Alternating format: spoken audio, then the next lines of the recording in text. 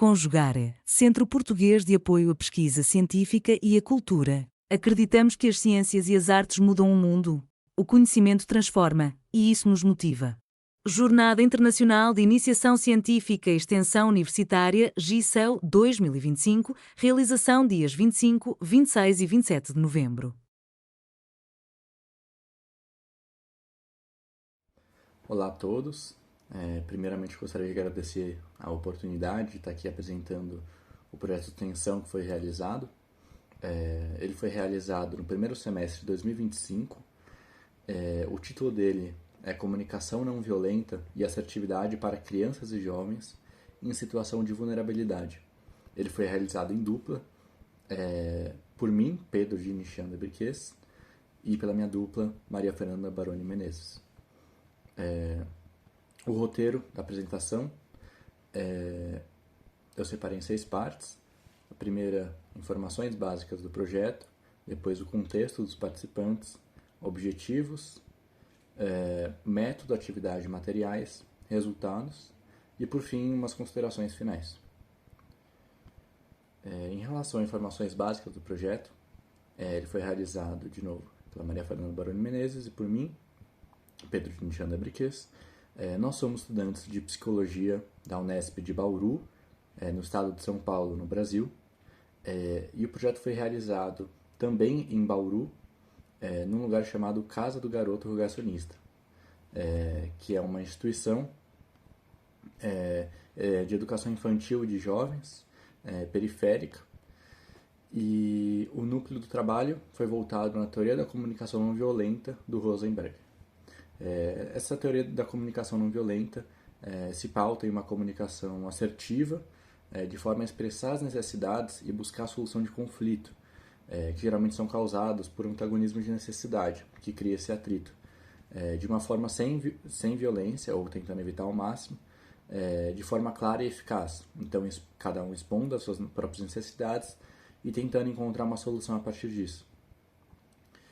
A base teórica fundamentada na psicologia dessa intervenção foi a análise do comportamento. Bom, agora eu vou falar um pouco sobre o contexto dos participantes, que é uma questão relevante para o trabalho, porque são crianças e adolescentes em situação de vulnerabilidade social, os quais sofrem com negligência estatal, então violência de diversas partes, quanto em questão do Estado, pela marginalização, quanto em questão familiar também. Então, era uma pauta muito recorrente na escola, a violência familiar e outras formas de violência interpessoal. Então, dentro da própria instituição, na escola, em relação com os amigos, com a família, etc. Nesse sentido, as crianças e os jovens acabam reproduzindo a lógica da violência física e verbal nas relações interpessoais deles. Então, eles acabam repetindo esse ciclo de violência e isso se tornou uma pauta fundamental e que a psicóloga da instituição também deixou claro que era uma coisa importante a ser tratada naquela instituição. Foi nesse contexto que a gente viu a oportunidade de usar a comunicação não violenta, então ajudar as crianças a fortalecer os vínculos de forma mais saudável, mais duradoura e com mais pessoas ao redor delas, que é uma base muito importante, e também ensinar uma possibilidade de não reprodução desse ciclo de violência, do qual elas experienciam todos os dias. Então, uma forma de quebrar essa exemplificação que elas têm todos os dias dessa violência cotidiana de diversas formas. E a gente pensou na análise do comportamento também, porque a gente achou que era uma abordagem interessante pensar os comportamentos violentos sendo mantidos por reforçadores sociais. Então, ao invés de individualizar a questão na criança, pensando como um comportamento individual, também pensar que aquele tipo de comportamento é reforçado por riso das outras crianças, por uma questão de status, que talvez vira uma necessidade nessa instituição, e também fuga de situações aversivas, com um reforço negativo. A gente também pensou na possibilidade de novos repertórios comportamentais que podem ser aprendidos e reforçados a partir dessa interação. Em relação à forma de como que a gente iria fazer essa questão, a gente pensou no brincar como uma estratégia lúdica na ampliação dos repertórios. A gente pensou em encenação de situações problemas, na qual se situava uma situação de conflito, e que depois podem ser base de reflexão para essa transformação da visão das crianças em relação a isso. Em relação aos objetivos gerais, a gente pensou em 3, que é, primeiro, desenvolver os repertórios de comunicação não violenta entre crianças e adolescentes em situação de vulnerabilidade. O segundo, promover a assertividade e a escuta empática como alternativas e agressividade em situação de conflito. E o terceiro é favorecer a ampliação das habilidades sociais dos educandos a partir de práticas lúdicas e encenações de situação-problema. Algumas informações gerais do método.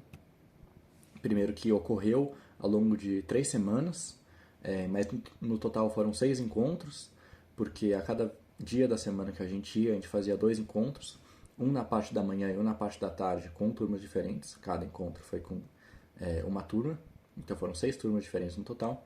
Eles eram de 90 minutos, uma média mais ou menos de 12 estudantes cada, e a faixa etária foi de 9 a 14 anos, sendo o primeiro e o segundo encontro, ou seja, o primeiro dia 9 a 10 anos, terceiro e quarto encontro 11 a 12 anos, e quinto e sexto encontro 13 a 14 anos. Foi realizado na própria instituição, em salas de dança e judô que foram disponibilizadas para a gente fazer essa intervenção. Bom, em relação à atividade realizada, foram separados em 6 etapas. O primeiro foi uma roda de conversa sobre o tema, uma roda inicial. Então, perguntar quais experiências pessoais sobre conflito que as crianças já tiveram, como que elas lidaram com isso, então quais são as ferramentas que elas têm para lidar com esse tipo de situação e se elas poderiam ter lidado de outra forma. Então, alguma outra forma que elas conseguiram pensar após a situação de conflito que talvez seria melhor. Depois a gente deu início à encenação. Então, se tratou de 2 crianças que se voluntariavam para encenar um script sobre uma situação de conflito entre 2 crianças, na qual uma delas queria brincar e a outra queria continuar no celular. O script está na tela, para quem quiser ver. Eu não vou ler aqui por questão do tempo, mas basicamente tem essa premissa de encenação. Depois foi realizado uma discussão inicial. Então, primeiro perguntar o que será que cada personagem sentiu, se tem alguém que estava certo, e se cada um tivesse seus próprios motivos para agir daquela forma, se eles estariam mais certos ou mais errados. Então, se o garoto estava triste, por isso ele estava no celular e isso tornava ele mais certo, então dá um certo grau de profundidade para as relações nos conflitos.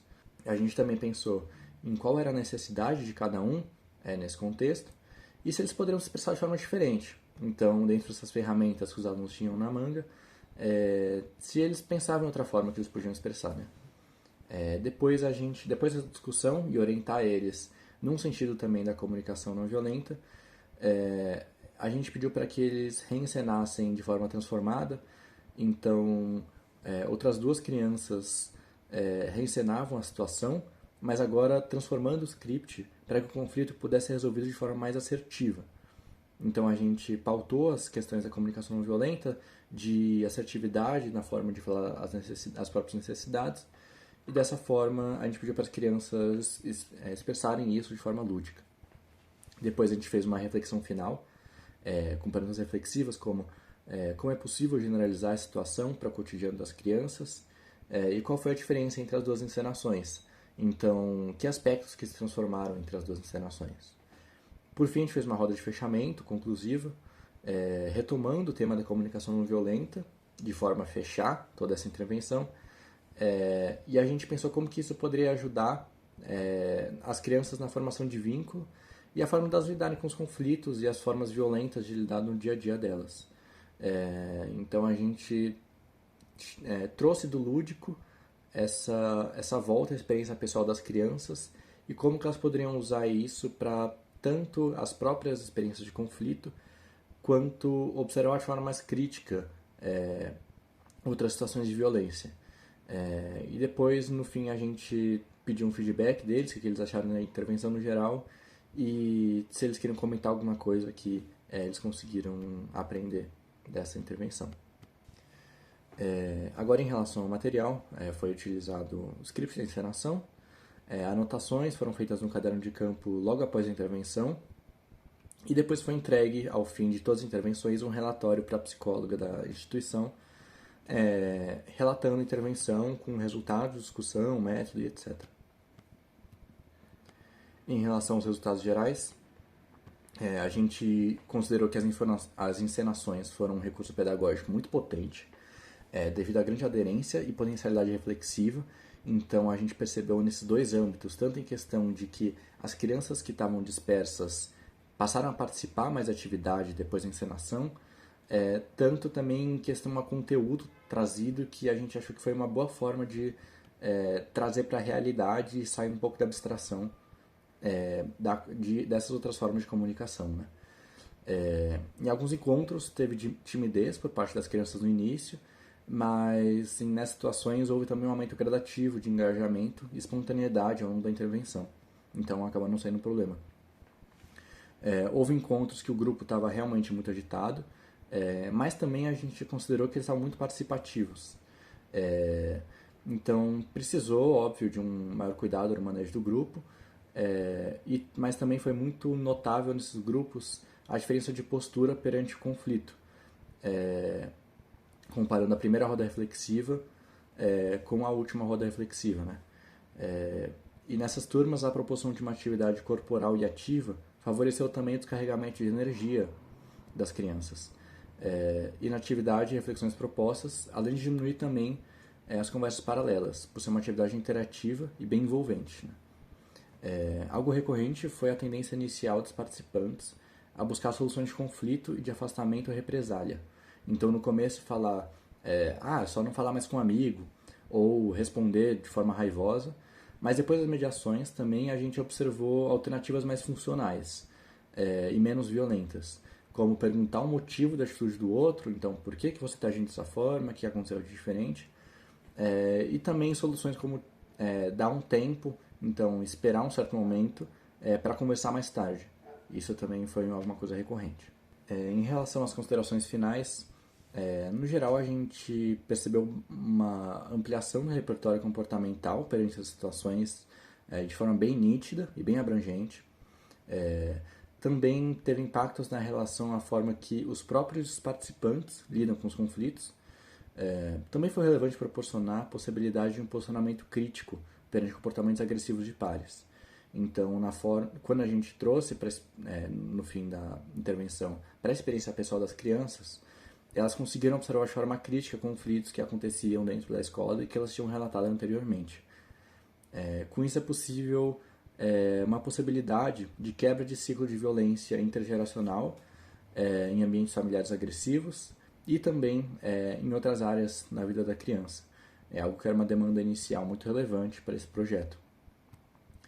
E, por fim, a prática da comunicação não violenta, aliada à análise do comportamento, se mostrou uma ferramenta muito potente para a transformação de contextos de conflitos e relações de violência.